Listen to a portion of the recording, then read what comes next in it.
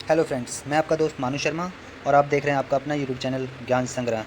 अगर आपको ये वीडियो अच्छा लगता है तो लाइक करें, शेयर करें और सब्सक्राइब करें और ज़्यादा से ज़्यादा इस वीडियो को शेयर करने की कोशिश करें, जिससे कि यह वीडियो उन लोगों तक पहुँचे जिनको इस टॉपिक के बारे में नहीं पता है, उनके लिए जानकारी का स्रोत बनेगा और जिन्हें पता है उनके लिए रिवीजन का कारण बनेगा। आज के इस वीडियो में हम लोग टॉपिक लाए हैं इलेक्ट्रिकल टूल्स। ये बहुत इंपॉर्टेंट टॉपिक है जो कि इलेक्ट्रिशियन के द्वारा यूज़ किया जाता है। तो आइए देखते हैं इस वीडियो में। औजारों की विशिष्टियाँ, trade tools specification. Electrician trade के अंतर्गत विविध कार्यों को संपन्न करने के लिए विभिन्न हस्त औजारों की आवश्यकता पड़ती है। जाहिर सी बात है, बिना टूल्स के कोई भी काम नहीं कर सकता, अगर वो टेक्निकल काम हो तो। ट्रेड में प्रयोग होने वाले कुछ प्रमुख हस्त औजारों का विवरण, उनसे संबंधित सावधानी सहित अनुरक्षण निम्नवत दिया गया है। चूँकि यह टूल्स है, इसके द्वारा दुर्घटना हो सकती है, तो इसमें सावधानी भी ज़रूरत है, सावधानी की भी ज़रूरी है। और टूल्स कैसे होते हैं, उनका काम क्या होता है, आइए आगे पढ़ते हैं। पहला है कम्बिनेशन प्लायर, जिन्हें हम लोग आम भाषा में पिलास कहते हैं। क्या है? कम्बिनेशन प्लायर के जॉ चपटे होते हैं, जिनका प्रयोग तारों व केबल के विभिन्न भागों को जकड़ने, पकड़ने एवं ऐंठने के लिए किया जाता है। इस चित्र में आप लोग देख पा रहे होंगे, फिगर के लेफ़्ट साइड से जो ऊपर और नीचे वाला जॉ है, इसे जॉ बोलते हैं, जो कि तार को पकड़ने और ऐंठने के काम में आता है। ये कम व्यास के तारों एवं केबलों को काटने के लिए इसमें एक युगल साइड कटर भी संयोजित होता है तथा स्टील तारों को काटने के लिए इसमें एक युगल संयुक्त कटर की भी सुविधा होती है।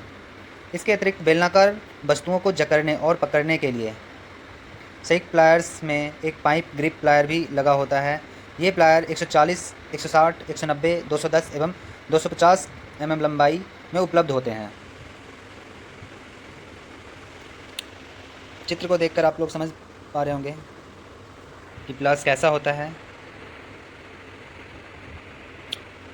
आखिर ये प्लास है तो इससे दुर्घटना भी हो सकता है, तो सावधानियां क्या क्या अपनानी हम लोग को, आइए देखें। पहला है, इनके इंसुलेशन को बनाए रखना चाहिए। इंसुलेशन, इसके जो दो हैंडल हैं उसके ऊपर इंसुलेशन लगा होता है। अगर हम बिजली का काम कर रहे हैं तो हमें करंट लग सकता है अगर इंसुलेशन प्रॉपर ना हो तो इसके ऊपर, क्योंकि यह लोहे स्टील का बना होता है, इसीलिए इंसुलेशन होना चाहिए। तो क्या है, पहला, इनके इंसुलेशन को बनाए रखना चाहिए जिससे कि इन्हें सजीव लाइव लाइन पर भी प्रयोग किया जा सके। दूसरा, इनको हथौड़े की भांति प्रयोग नहीं करना चाहिए। तीसरा, इनके कटर का प्रयोग स्टील के तारों को काटने के लिए नहीं करना चाहिए। अक्सर हम लोग स्टील का तार भी काटना शुरू कर देते हैं, ये गलत है। सो ध्यान रहे कि स्टील का तार हम लोग कम्बिनेशन प्लायर से नहीं काटना चाहिए। इनका प्रयोग गर्म वस्तुओं को पकड़ने के लिए नहीं करना चाहिए, क्योंकि ऐसा करने से इनका इंसुलेशन शीघ्र ही नष्ट हो जाएगा और इन्हें सजीव लाइन का प्रयोग नहीं किया जा सकेगा, सजीव लाइन पर प्रयोग नहीं किया जा सकेगा। फिफ्थ, इनकी पिवेट में समय समय पर 1-2 बूंद मोबिल ऑयल डालते रहना चाहिए। पिवेट, ये सर्कल के अंदर जो सर्कल दिख रहा है वो पिवेट कहलाता है। तो यहाँ पे ऑयल डालने से ये फ्रीली वर्क कर पाता है। सो यहाँ पे मोबिल या ऑयल डालते रहना चाहिए। नेक्स्ट, हैमर, हथौड़ी। हैमर लोहे से निर्मित वह औजार है जिसका प्रयोग कील ठोकने, दीवार में बने छिद्र में रोल प्लग व गिट्टी लगाने, छेनी की सहायता से दीवार आदि में छिद्र करने के लिए किया जाता है। फेस, पिन, आई होल, नेक व हैंडल इसके मुख्य भाग होते हैं। ये याद रखने वाली बात है दोस्तों, हैमर के मुख्य भाग अक्सर पूछे जाते हैं। तो क्या क्या है? पहला फेस, दूसरा पिन, तीसरा आई होल। फेस, पिन, आई होल। तीसरा नेक व हैंडल, इसके मुख्य भाग होते हैं। हैमर अनेक आकार प्रकार के होते हैं। सामान्य कार्यों के लिए 400 ग्राम भार वाला बॉल पिन हैमर प्रयोग किया जाता है। अक्सर हैमर वज़न के हिसाब से ही लोग ख़रीदते हैं और उसके अलावा भी बहुत सारे प्रकार के होते हैं जो मार्केट में अवेलेबल हैं। ये है बॉल पिन हैमर। इसके लोहे को फोर्जिंग करके बनाया जाता है। इसमें एक तरफ की आकृति बॉल की तरह होती है। इसे गिट्टी के लिए दीवार में रोल प्लग लगाने व रिवेटिंग करने के लिए प्रयोग किया जाता है। ये हैमर है दोस्तों, सब नाम लिखे हैं, कौन कौन से नाम हैं। ऊपर ball pin hammer, ball pin नाम है इसका।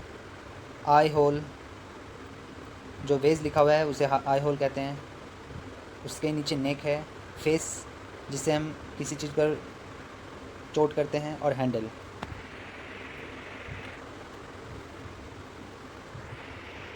दूसरा है स्ट्रेट पिन हैमर। ये भी लोहे की फोर्जिंग द्वारा ही निर्मित होते हैं। ये मुख्यतः 125 ग्राम, 250 ग्राम व 500 ग्राम भार में बनाए जाते हैं। इसका प्रयोग बढ़ईगिरी कारपेंटरी में होता है। मैलेट, ये भी एक प्रकार का हैमर है। लकड़ी द्वारा बने हैमर को मैलेट कहते हैं। अक्सर क्वेश्चन आता है, इससे पूछा जाता है कि मैलेट क्या है, किसके बने होते हैं। तो ये लकड़ी के बने होते हैं, इसे मैलेट कहते हैं। इसका प्रयोग अधिकतर धात्विक चादर के लिए होता है। इसे बनाने में साधारणतः शीशम, इमली, सागौन या कोई अन्य कठोर लकड़ी का प्रयोग किया जाता है। हैमर का प्रयोग करते समय इसके हैंडल के आधे भाग को कसकर अपने हाथ में पकड़ना चाहिए। इसके पश्चात जिस स्थान पर चोट लगानी है उसकी तरफ हैमर का फेस रखकर आवश्यक बल लगाकर प्रहार करना चाहिए। इसमें सावधानियाँ क्या क्या रखनी हैं। पहला है, हैमर का फेस चिकना नहीं होना चाहिए। दूसरा, हैमर का हैंडल कसा हुआ होना चाहिए। तीसरा, हैमर द्वारा प्रहार करते समय इसके हैंडल को आखिरी सिरे इंड प्लेस से पकड़ना चाहिए। हैमर का चयन जॉब के अनुसार ही करना चाहिए। हैमर का चयन जॉब के अनुसार ही करना चाहिए। आखिर किस पर चोट करना है उस हिसाब से ही हैमर का चयन करना चाहिए। अगर हम कील के ऊपर मैलेट का प्रयोग करते हैं तो आपका मैलेट हैमर ख़राब हो सकता है। छेनी, किसी पदार्थ से अनावश्यक धातु काटने के लिए छेनी का प्रयोग किया जाता है। वायरिंग करते समय बैटन व केसिंग केपिंग में जोड़ लगाने के लिए अतिरिक्त धातु काटने के लिए इसका प्रयोग किया जाता है। विद्युतकार कार्यों में मुख्यतः निम्न दो प्रकार की छेनी प्रयोग की जाती है। छेनी चीजल,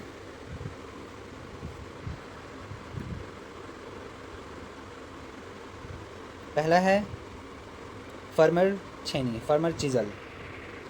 यह उच्च कार्बन स्टील का क्रोम वेनेडियम स्टील से बनी होती है। ध्यान देना है दोस्तों, कौन सी टूल्स किस चीज़ की बनी होती है, अक्सर यह पूछा जाता है हमारे टेक्निकल कॉम्पिटिटिव एग्जामिनेशन में। यह किस चीज़ की बनी हुई है छेनी? फर्मर चीजल, कार्बन स्टील या क्रोम वेनेडियम स्टील से बनी होती है। इसका काटने वाला भाग बहुत ही पैना शार्प होता है जो लकड़ी की कटिंग के लिए प्रयोग होता है। इसकी लंबाई 15 सेंटीमीटर तक होती है। छेनी आप लोग देख पा रहे होंगे फर्मर चीजल कैसा है, और इनके पार्ट्स के नाम फेरूल, हैंडल और हेड। लकड़ी की कटिंग करने के लिए इसे हैंडल द्वारा पकड़कर सर्वप्रथम कटिंग एज को लकड़ी पर उपयुक्त कोण पर सेट किया जाता है। इसके पश्चात हैमर की सहायता से इसके सिरे पर आवश्यकता अनुसार प्रहार करते हैं। उसके बाद है ठंडी छेनी, कोल्ड चिजल। पहला था फर्मर चिजल और दूसरा है कोल्ड चिजल। इसका प्रयोग मशीनरी कार्य में होता है। यह निम्न कार्बन इस्पात से निर्मित होती है। इसकी लंबाई 18 सेंटीमीटर तक होती है। यह है कोल्ड चिजल। ठंडी छेनी का प्रयोग सावधानीपूर्वक कसकर पकड़कर करना चाहिए। इसे हैंडल से पकड़कर इसके कटिंग एज से धातु हटानी चाहिए। छेनी संबंधी सावधानियाँ। फर्मर छेनी में क्या क्या सावधानियाँ अपनानी है? इस छेनी को मैलेट के साथ प्रयोग करना चाहिए। इसे पेचकस की भांति प्रयोग नहीं करना चाहिए क्योंकि इस प्रकार छेनी खराब हो सकती है और चोट भी लग सकती है। इसकी धार कुंद हो जाने पर इसे ऑयल स्टोन या वाटर स्टोन पर घिसकर धार तेज़ कर लेनी चाहिए। इसे धातुओं पर प्रयोग नहीं करना चाहिए। यह है फर्मर चिजल। और ठंडी छेनी कोल्ड चिजल का सावधानियाँ क्या अपनानी चाहिए? यदि इसका हेड फेल हो गया हो तो उसे ग्राइंडर पर घिसकर सही आकृति में कर लेना चाहिए, अन्यथा इसके टुकड़े चोट पहुंचा सकते हैं। और दूसरा, इसकी धार तेज़ तथा टेम्पर्ड होनी चाहिए। इसके बाद है हेक्सा। ये जितने भी टूल्स हैं बहुत ही इम्पोर्टेंट हैं एक इलेक्ट्रीशियन के लिए। इनके बिना इलेक्ट्रीशियन काम करता भी है तो अधूरा रह जाएगा, वो पूरा नहीं कर पाएगा, क्योंकि इन सब चीज़ों की ज़रूरत पड़ सकती है उन्हें कभी भी। सो ध्यान दें। हेक्सा, यह लोहा आदि धात्विक वस्तुओं को काटने वाला हस्त औजार है। इसमें मुख्यतः एक एडजस्टेबल फ्रेम, हैंडल, उच्च कार्बन इस्पात ब्लेड तथा एडजस्टेबल ब्लेड होल्डर होता है। इसके ब्लेड की लंबाई प्रायः 30 सेंटीमीटर होती है। विद्युत इसका उपयोग लोहे व अन्य धातुओं की चादरों, पाइपों, तारों, नट बोल्टों आदि को काटने के लिए करते हैं। ये दोस्तों हेक्सा है, जिसके पार्ट्स के नाम आपके सामने दिए हुए हैं, आप लोग पढ़कर याद रख सकते हैं। और इससे सावधानियाँ भी बरतनी होती है। क्या है? पहला है, इसका ब्लेड अच्छी तरह कसा हुआ होना चाहिए। दूसरा, ब्लेड के दांते आगे की ओर होने चाहिए। और तीसरा, अधिक मोटे जॉब की कटाई करते समय शीतलक अथवा जल का प्रयोग करना चाहिए।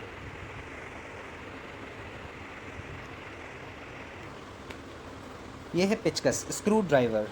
पेचकस का उपयोग विभिन्न प्रकार के पेंचों को कसने तथा खोलने के लिए किया जाता है।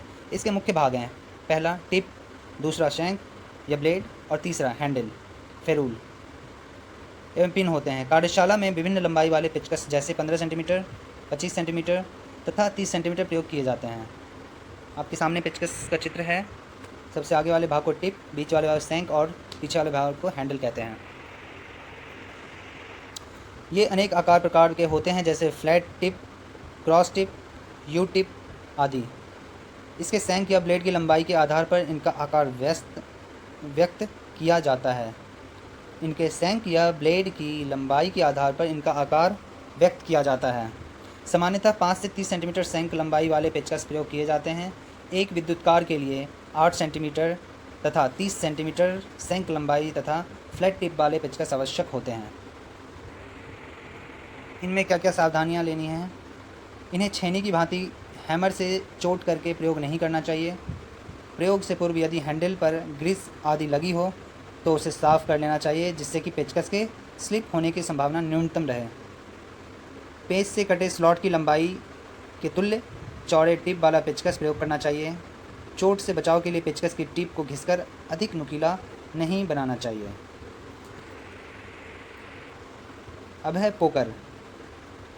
इसे सुम्बी या ब्राडल भी कहते हैं। यह पेचकस से मिलती जुलती आकृति वाला औजार है। इसके शैंक की लंबाई 20 सेंटीमीटर होती है। इसकी टिप नुकीली होती है और यह पीछे की ओर चौकोर हो जाता है, जैसा कि चित्र में दर्शाया गया है। इसका उपयोग लकड़ी की फिटिंग्स में पेंच कसने से पूर्व पेंच के लिए छोटा खांचा बनाने में किया जाता है। पोकर संबंधी सावधानी। इसका प्रयोग धात्विक वस्तुओं पर नहीं करना चाहिए। इसकी टिप आगे से नुकीली तथा पीछे से चौकोर बनी रहनी चाहिए, तभी यह उपयुक्त तरीके से कार्य कर पाएगा। फेज टेस्टर, ये एक ऐसा टूल्स है जो हर इलेक्ट्रीशियन के पॉकेट में आपको देखने को मिलेगा। सो आपको अगर इस बारे में नहीं पता है तो आइए देखते हैं। यह देखने में तो पेचकस जैसा ही होता है, परंतु यह पेचकस नहीं है। इसके ब्लेड की लंबाई प्रायः 8 सेंटीमीटर होती है। इसके हैंडल में एक कार्बन प्रतिरोधक तथा एक नियॉन लैंप शैंक और हैंडल के ऊपर धात्विक कैप के बीच संयोजित रहता है। इसका उपयोग फेज की उपस्थिति तथा पहचान के लिए किया जाता है। जब भूमि पर खड़ा व्यक्ति इसकी कैप को स्पर्श करता हुआ इसके टिप को फेज तार या पिन से स्पर्श करता है तो इसका नियॉन लैंप चमक उठता है, जो फेज की उपस्थिति दर्शाता है। यह 500 वोल्ट्स तक कार्य करने के लिए बनाया जाता है। यह है दोस्तों फेज टेस्टर। आगे की भाग को टिप, उसके बाद शैंक, ये हैंडल के बीच में नियॉन लैंप लगा है और ऊपर धात्विक कैप क्लिप लगे हैं जो धात्विक हैं, मेटेलिक। फेज टेस्टर संबंधी सावधानियाँ। इसकी कार्यकारी वोल्टेज प्रायः 500 वोल्ट्स होती हैं, अतः इससे अधिक वोल्टेज के परीक्षण के लिए इसे प्रयोग नहीं करना चाहिए। अब है दोस्तों इलेक्ट्रीशियन चाकू, इलेक्ट्रीशियन नाइफ। यह एक इंसुलेटेड चाकू होता है। इसका प्रयोग तारों पर से इंसुलेशन हटाने के लिए किया जाता है। इसमें 2 ब्लेडें होती हैं, जिसमें से एक ब्लेड काफ़ी तेज़ धार वाली होती है जो इंसुलेशन छीलने में प्रयोग की जाती है, वह दूसरी ब्लेड कम धार वाली होती है जो SI तारों पर से इनेमल व गंदगी हटाने का कार्य करती है।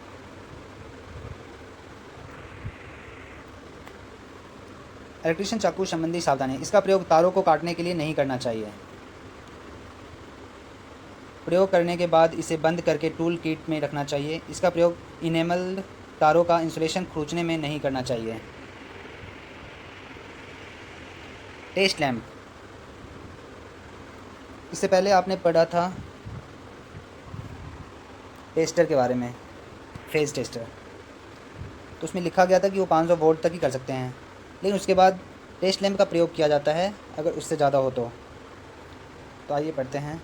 परीक्षण करने वाले लैंप का प्रयोग किसी AC परिपथ में शॉर्ट सर्किट की जांच के लिए किया जाता है। Test lamp. परीक्षण करने वाले लैंप का प्रयोग किसी AC परिपथ में शॉर्ट सर्किट की जांच के लिए किया जाता है। इसमें एक होल्डर होता है जिसमें 2 इंसुलेटेड तार लगे होते हैं तथा होल्डर में एक 60 वाट का बल्ब लगा होता है। इसका प्रयोग भी टेस्टर की तरह किया जाता है। नंगे बैर तार से स्पर्श करने पर यदि बल्ब जलता है तो परिपथ में विद्युत प्रवाह हो रहा है, अन्यथा नहीं। टेस्ट लैंप संबंधी सावधानियाँ। टेस्ट लैंप को प्रयोग करने से पूर्व इसके तारों एवं लैंप की सही फिटिंग्स की जांच कर लेनी चाहिए। इसका प्रयोग 250 से अधिक वोल्टेज पर नहीं करना चाहिए।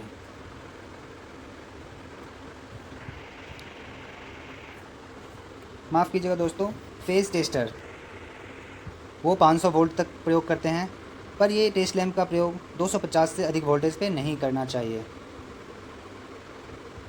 एक बार फिर से मैं रिपीट कर दूं, इससे पहले जो फेज टेस्टर थे हमारे पास, फेज टेस्टर, इसे हम 500 वोल्ट पर प्रयोग कर सकते हैं।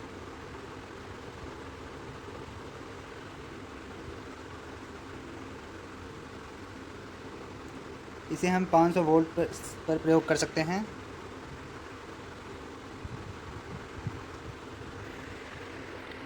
ये जो फेज टेस्टर है दोस्तों, इसे 500 वोल्टेज तक हम प्रयोग कर सकते हैं, पर जो टेस्ट लैंप के बारे में हम लोग पढ़ रहे हैं उसे 250 वोल्ट से ऊपर तक प्रयोग नहीं कर सकते। इसका प्रयोग 250 से अधिक वोल्टेज पर नहीं करना चाहिए। आइए दोस्तों आगे बढ़ते हैं।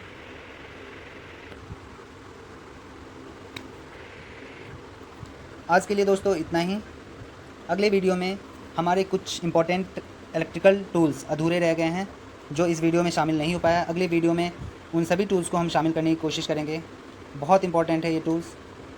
जितने भी टूल्स हैं उनके क्या काम है, क्या साइज़ है और किस प्रकार की सावधानियां उससे बरतनी चाहिए, वो सभी आपको इस वीडियो में देखने को मिलेंगे।